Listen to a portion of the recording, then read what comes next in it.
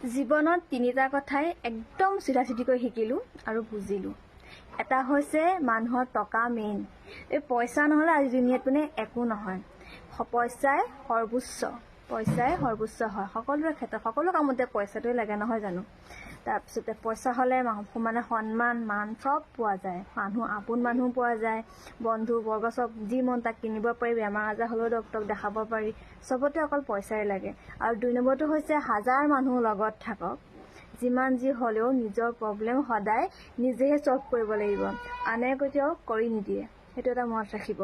আৰু 3 নম্বৰটো হৈছে যদি কেতিয়াবা মানে নিজকে মানে মনত ধাৰণা আহে যে কাৰোবাৰ কাৰণে মই বহুতো গুৰুত্বপূৰ্ণ, সেই কথা যেতিয়া মনলৈ আহিব নহয়, 2খন গালত 2টা চৰ দিব আৰু নিজকে মানে ভাবি ল'ব যে এইটো এটা ভুল ধাৰণা, সেইটো এটা ভুল ধাৰণা হ'ল।